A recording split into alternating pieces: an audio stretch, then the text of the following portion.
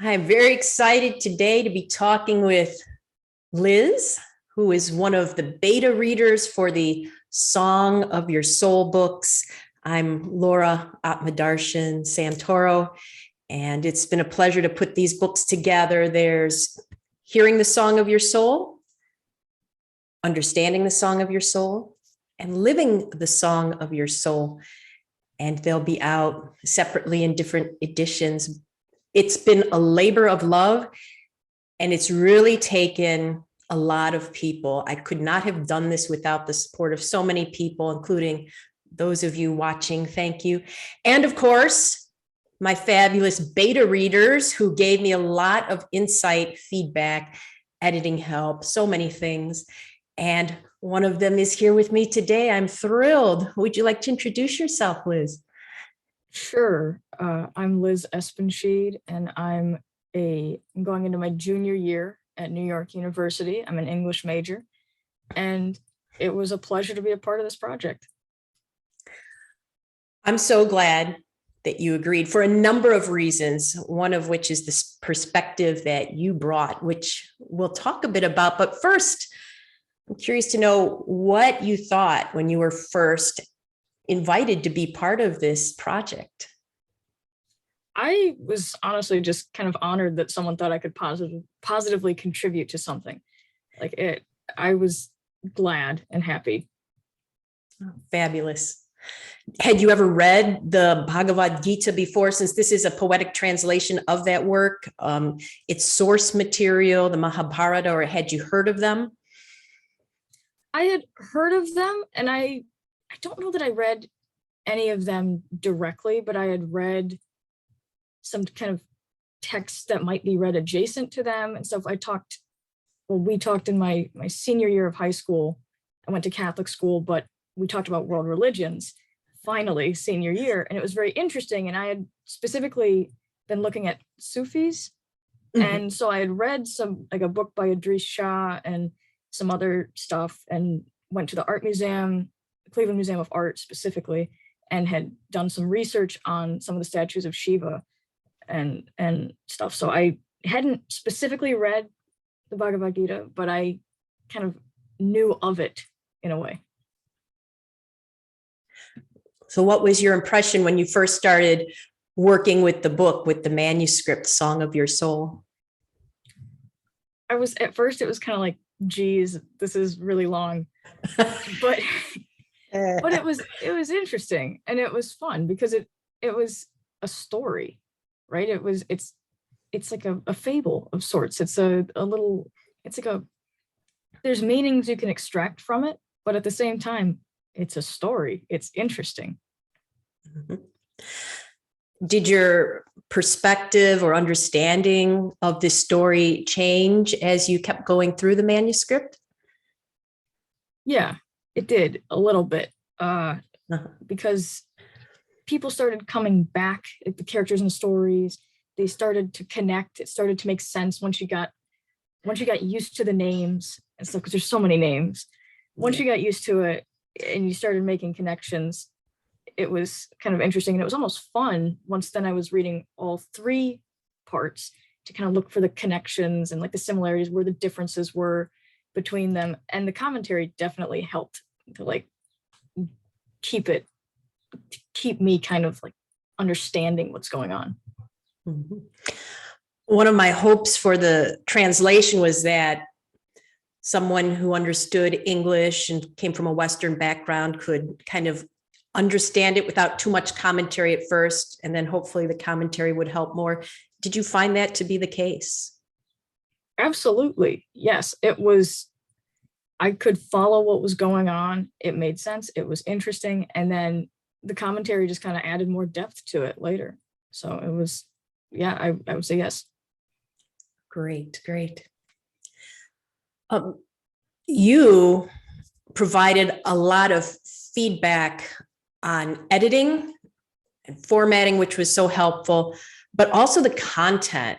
You were able to bring a different perspective than any of the other beta readers, than myself. And I'm wondering if you felt like you had a particular perspective to offer or that influenced your reading. Yeah, a little bit. I mean, I went to Catholic school, and I've only ever lived in America, in the United States. So, but I don't identify like with a particular religion. Mhm. So, having been to Catholic school, you kind of have to approach things with an open mind if you don't always agree with things or if you're just trying to learn. So, I tried to approach this with a not coming from a particular religious or cult. I mean, there's a American culture is definitely there, but I don't associate myself with it in a lot of ways. So I tried to keep an open mind and just be willing to learn. So the approach that I was approaching this with Mhm. was just to kind of learn something new. Fantastic. How old were you when you first started with this manuscript? Because it's been a while in the making. I think it's probably maybe 18 or 19, I Mhm. think.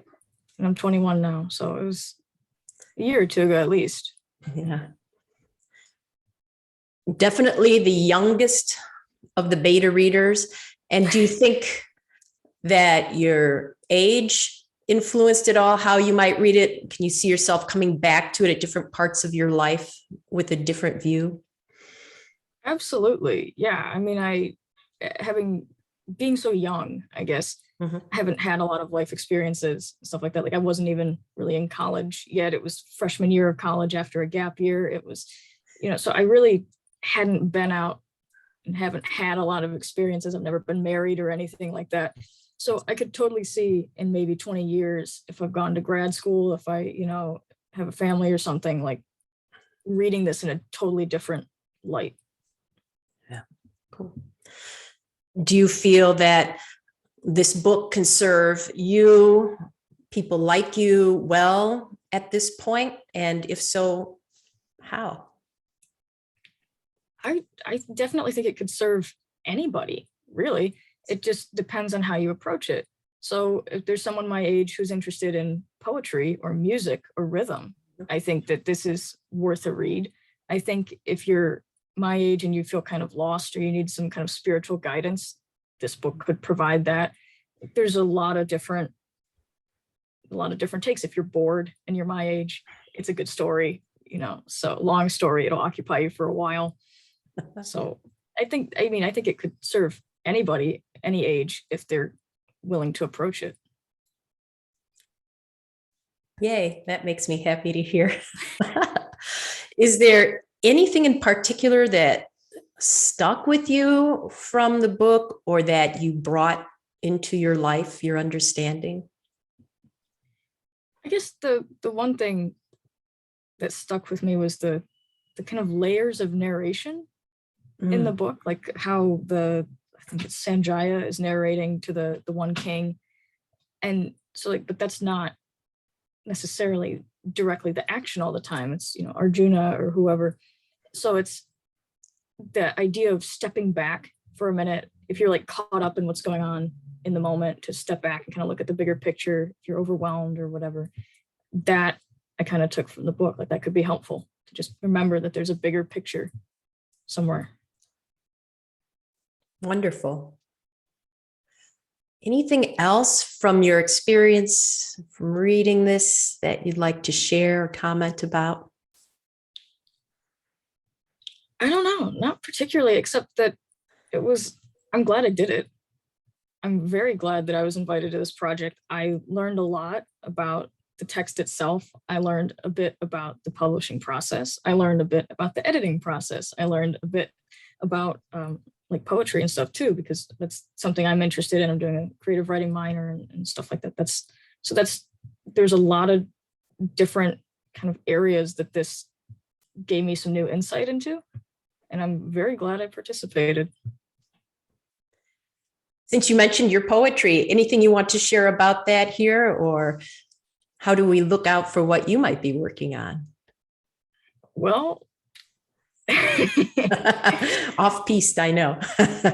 I'm I'm doing a program this summer in Paris. So if anything comes out of that, could keep Googling my name, I guess. Check out NYU's websites or something. I'll be around for a while, so there'll be something at some point. Cool. And I'll make sure to put your name in the notes for this video. That way you can be found on Google, and hopefully people will learn more about you, more about the great things I am sure you are going to be doing in the future, near future, distant future. I feel so glad through this project to have been connected with you more fully, to get to know you, and to really be able to be part of the life of someone wonderful. I really appreciate you, and thanks so much for your time. Of course, no problem. Thank you for, the opportunity. This was great. Great. Thank you all for watching. We appreciate you, and there will be more opportunities to learn more about behind the scenes and I guess in front of the scenes of the book series, The Song of Your Soul.